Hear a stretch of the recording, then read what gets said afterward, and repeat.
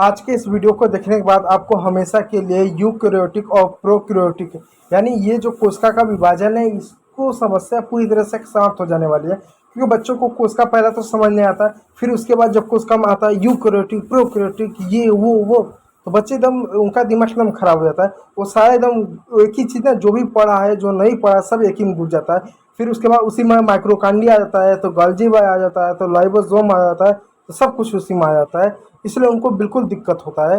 तो देखो यार, आज की इस वीडियो में हम चीज़ों को एकदम आसान करते हुए स्टेप बाय स्टेप चीज़ों को पढ़ेंगे, ताकि आपको कोई चीज़ बहुत ज़्यादा खतरनाक या बहुत ज़्यादा बोरिंग या ऐसा ना लगे कि यह चीज़ जो है मेरे समझ से बाहर जा रही है।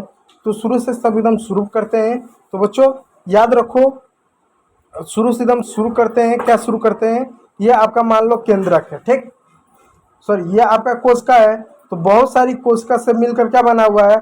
आपका बहुत सारी कोशिका से मिलकर उत्तक बना हुआ, उत्तक से अंग बना हुआ है, और अंग से अंगतंत्र बना हुआ, और अंगतंत्र से शरीर बना हुआ है।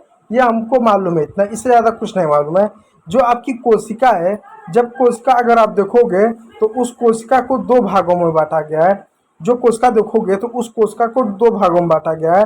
एक जंतु कोशिका, एक पादप कोशिका। तो कुछ ऐसे जीव जंतु है, पेड़ पौधे हैं, कीड़े मकोड़े हैं, गाय भैंस भैंसे, जिनका जो जीव जंतु से बने हुए हैं, कुछ पेड़ पौधे से बने हैं। यानी इस पृथ्वी पर जितने भी जीव जंतु हैं, जितने भी पेड़ पौधे हैं, उनका सबका शरीर क्या बना हुआ है?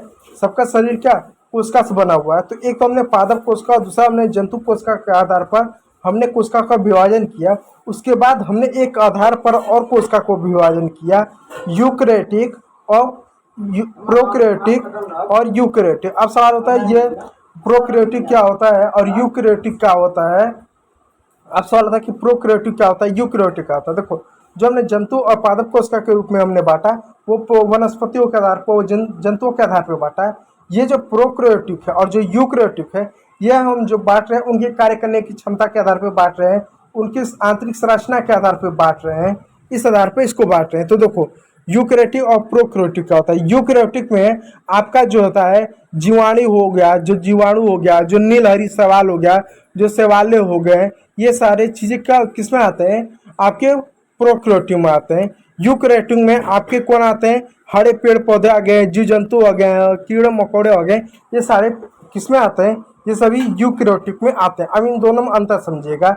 देखिए दोस्तों, जितने भी जीवाणु हो गए यानी बैक्टीरिया हो गए, जितने हरित शैवाल हो गए, इस तरह की चीज़ें हो गए, ये अविकसित होता है, यानी इनका पूरी तरह से इनकी कोशिका का विकास नहीं हुआ है, कोशिका का पूरा अंग इसमें नहीं पाया जाता है। जबकि यूकैरियोटिक जितने भी पेड़ पौधे होते हैं, जितने भी जीव जंतु होते हैं, जितने जानवर होते हैं, उन कोशिका का अच्छा सा विकास हुआ रहता है, उनके शरीर में सब कुछ रहता है।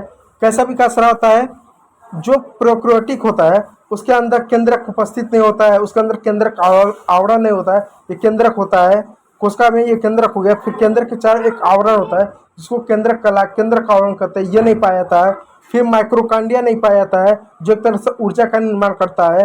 गोल्गी उपकरण नहीं पाया जाता है, जो भोजन या वसा का संश्लेषण करता है। लाइसोसोम नहीं पाया जाता है, जो प्रोटीन को बनाता है। राइबोसोम को नहीं पाया जाता है। यानी ये सारी चीज़ें किसमें नहीं पाई जाती है? प्रोकैरियोटिक में, क्योंकि वो विकसित नहीं है। तो जो प्रोकैरियोटिक है वो विकसित नहीं है, इस वजह से उसमें ना तो माइक्रोकांडिया पाया जाता है, ना तो गोल्गी काय पाया जाता है, ना तो लाइसोसोम पाया जाता है, ना तो राइबोसोम पाया जाता है। उसमें 70 प्रकार के राइबोसोम पाए जाते हैं, उसमें कुछ नहीं पाया। एक तरह से फूट होता है, एक तरह से खोखला होता है। और जो यूकैरियोटिक होता है उसमें वो विकसित होता है, उसको आधुनिक कोशिका कहा जाता है। उसमें केंद्रक उपस्थित होता है, केंद्रक काला या केंद्रक आवरण होता है, माइक्रोकांडिया होता है, गोल्गीकरण होता है, लाइसोसोम होता है, राइबोसोम होता है, और 70 दोनों प्रकार के राइबोसोम पाए जाते हैं। और ये यूकैरियोटिक ऐसे पेड़ पौधे और जीव जंतुओं में पाया जाता है। आपको सवाल होगा कि माइक्रोकांडिया क्या होता है, गोल्गी का क्या होता है, लाइसोसोम क्या होता है, राइबोसोम क्या होता है। तो इन सबको मैंने पहले से ही पढ़ा रखा है, इसलिए आप वो वीडियो को जाकर देखेंगे तो ये आपको समझ में आएगा। तो ये रहा है प्रोकैरियोटिक और यूकैरियोटिक में अंतर। उम्मीद करूंगा वीडियो अच्छा लगा। यदि अच्छा लगा तो लाइक कीजिएगा, चैनल को सब्सक्राइब कीजिएगा। वीडियो देखने के लिए बहुत बहुत धन्यवाद।